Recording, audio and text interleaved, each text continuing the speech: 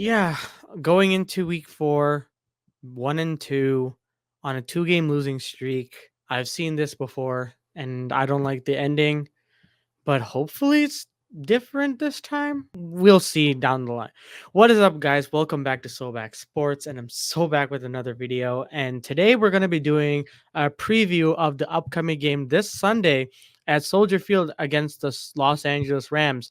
The Chicago Bears and Los Angeles Rams are both 1 and 2 going into week 4, and they have a lot of question marks on both of these teams. And specifically for the Chicago Bears, where is our offense? Can we have a run game? In terms of the Los Angeles Rams, how are we winning games with a depleted roster of injuries? There are a lot of questions that have to be answered, and I'm hope to bring to light more of what we're seeing on the field and kind of give you some insight to how the Bears could potentially win this game.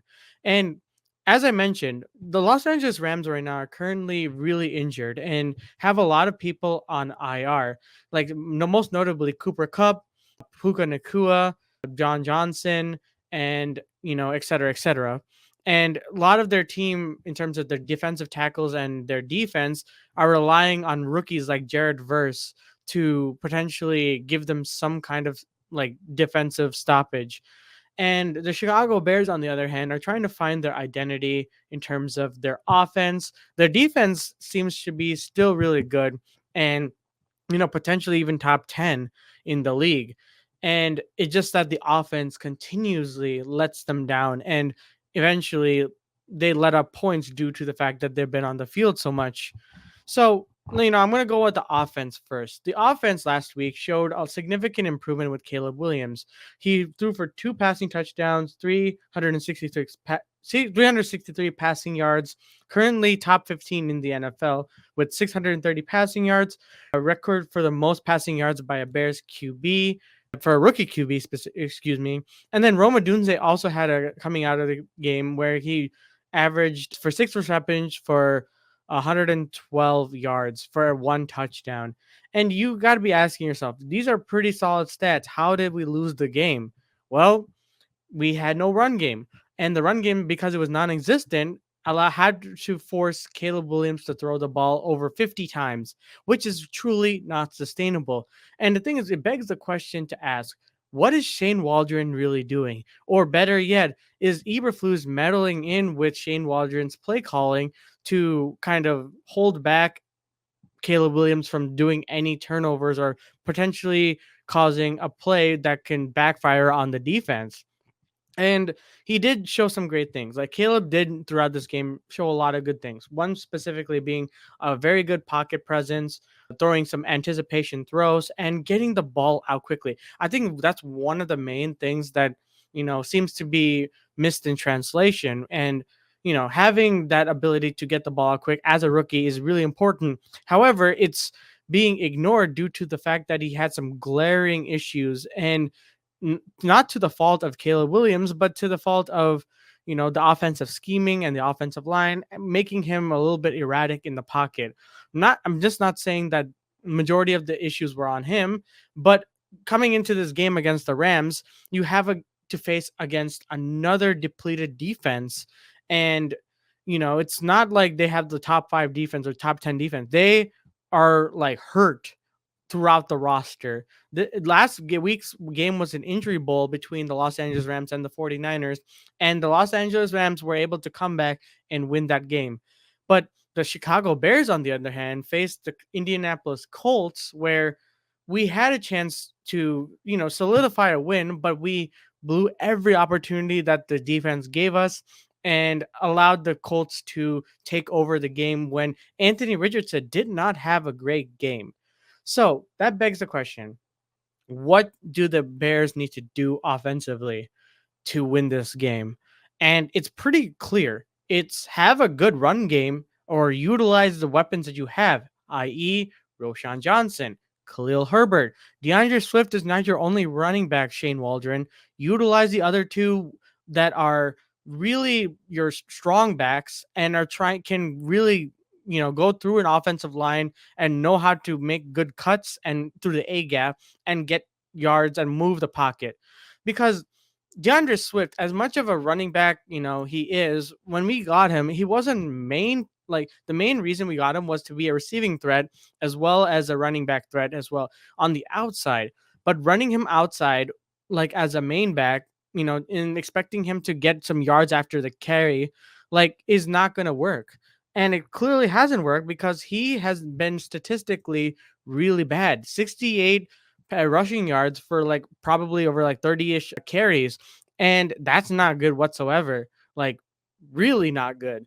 And you got to figure that out. Otherwise, we're just gonna see the same thing. That's why utilize Roshan Johnson to get some, short during some short yardage situations. We could have utilized Roshan Johnson during those fourth down plays, which we've done here and there, but why continue to go back to DeAndre Swift when it clearly is not working? And that's, at the end of the day, ends with the running game. I'm talking about, and then you go to the offensive line, which is another issue because Chris Morgan clearly could not develop our offensive linemen because we're having a very decline of a year in terms of our offense. You thought our offensive line was bad last year. Oh boy, it's a lot worse this year because good God, how did we get from Darnell Wright having one of the best rookie seasons for our offensive tackle to what we have right now in Darnell Wright? Darnell Wright's making mistakes. He's being sloppy. He's not performing as well. Tevin Jenkins on a contract year, utterly not performing well. You really got to help Caleb out, man. Like, you have a rookie quarterback who is a first overall pick, and he's supposed to be the cornerstone of your franchise. And we continue to have poor offensive line play. And yes, Karan Amigaje still hasn't even played a game, and he could potentially play today, this upcoming week. And even Keenan Allen could be back for all we know. So, having a vanilla offense is not going to help our quarterback whatsoever.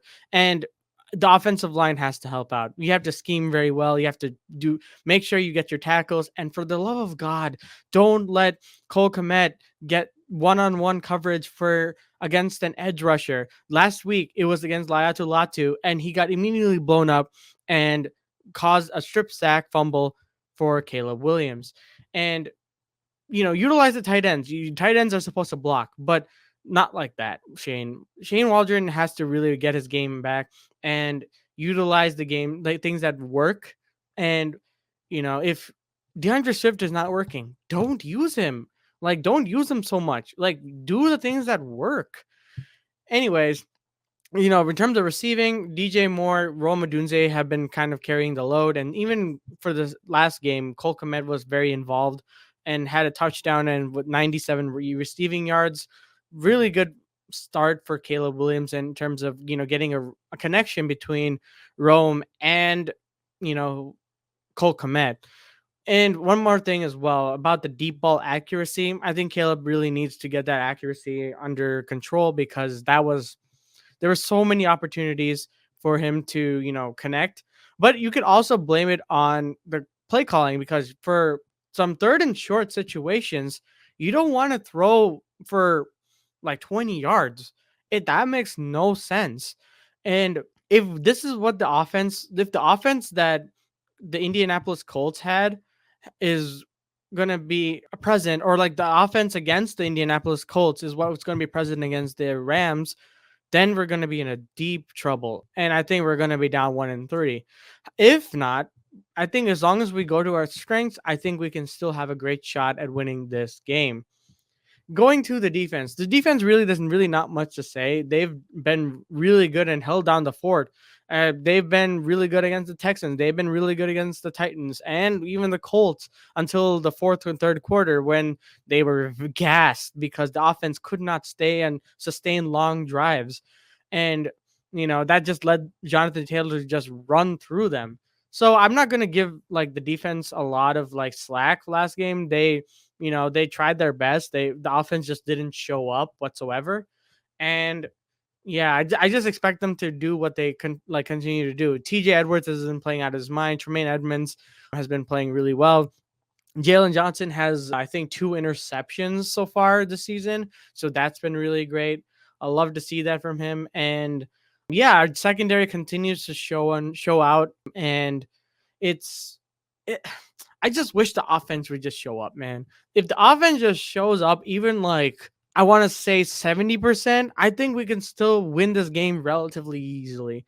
And just establishing the run game, but making sure that the defense doesn't stay out too long and making sure that the offense, continues to have long sustained drives, I think will help the defense hold down the fort against a depleted roster in the Los Angeles Rams. And Stafford is no joke of a quarterback. He will do with what we has to do to win games. So the defense has to still show out and make sure that they're on top of their game. Pass rushing wise, Montez Sweat has been wreaking havoc. Daryl Taylor, I think, has been a little hurt, but we'll see the injury report coming in the couple coming days. And it's it I mean, Austin Booker as well has had really solid performance even with limited snaps. I expect him to kind of feast a little bit more. I think Eberflus is starting to get more comfortable with him. And going into the coaching now, the coaching is going to be what's going to make or break this game. I think out of everything, even more than the offense, because continues to shows that he lacks the time management skills in a year three quarterback. It's a year three coach, and I just really hope he's not meddling in with Shane Waldron, and Shane Waldron really gets his act together. Offensive line wise, they have to just play better. So there has to be some significant coaching and scheming to prevent what was happening on 4th and 1 and their goal and the Colts goal line when they were all laying on the ground while Caleb Williams was being rushed at by a bunch of defenders. So some key takeaways, I guess this video has been kind of going a little too long, is pretty much making sure our coaching staff brings their A game. And by coaching staff, I truly mean the offense coaching staff and Shane Waldron. Shane Waldron, at the end of the day, has to call a good game because you have no excuse for back-to-back weeks. That last week was a winnable game against the Indianapolis Colts. This week is also a winnable game at home, against a Rams team that's been truly depleted on defense and offense. So you have to take advantage of that and, make the defense uncomfortable with Caleb and the run game. So fix that. The defense just has to continue to play out and play well. And then third and last but not least is Caleb Williams just has to continue to show growth, limit turnovers, do as much as possible to get that accuracy on the deep ball, and making sure that you go through your progressions continuously. I think that's what's going to be very crucial to his development. And he's been doing that here and there because you saw the flashes. You see that what he can do outside the pocket. You could see that he was able to juke out one pass rusher and extend it for a first down. You have that arm talent of his. So that's about it for this video. I'm really hoping the Bears take advantage of this game and learn from what they did against the Indianapolis Colts. In terms of a prediction of a score, everything goes right. I think the Chicago Bears pull this off with 28-14 win. What do you guys think down in the comments below? Do you think that the Bears can win this game, or do you think they'll inevitably lose? Let me know down in the comments below, and let me know what your prediction is for the score of this game. I love to read what you guys have to say, and remember to like and subscribe. It really means a lot to the channel, and we're almost to 600 subscribers, and we want to get to 1,000 subscribers by the end of this year. So please hit that subscribe button, hit that like button, share this video with your friends and family and your Twitter family or whatever. And I'll see you guys in the next